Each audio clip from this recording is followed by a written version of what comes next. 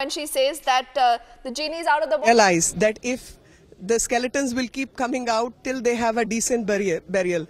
The decent burial of BOFORS has not happened at all. People who investigated scuttled the investigation. The governments who should have collaborated to take charge of investigation never collaborated. Leterogatories which should have been answered were never answered. The documents which were received by the Swiss banks were never worked at. Bail applications were moved and unfortunately the bails were granted without looking at the law.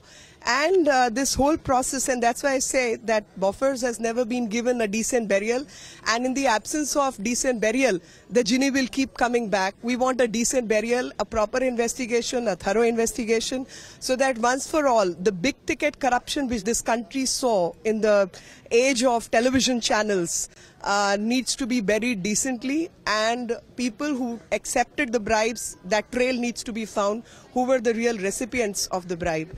And when heads of state get involved in corruption, that's a huge thing, and those diaries, those papers, those documents are still possible to track down.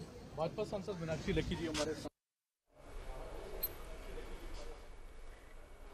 So that is another response that you've got here from BJP MP Meenakshi Lekhi, who makes this very clear that we need to open those boxes. What was in those boxes, remember a hashtag also this afternoon on the broadcast, not just Republic exposing BOFORS, but also viewers, open BOFORS boxes. That is the call, that is the cry we are putting out. We want to hear from you, the viewer.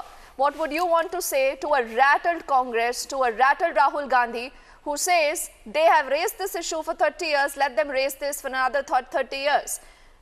Does this befit the Congress Vice President? Does this kind of a response, after the kind of expose that we've really put out here? Let me get in Aditya, Abhishek, both reporting on that story non-stop for us.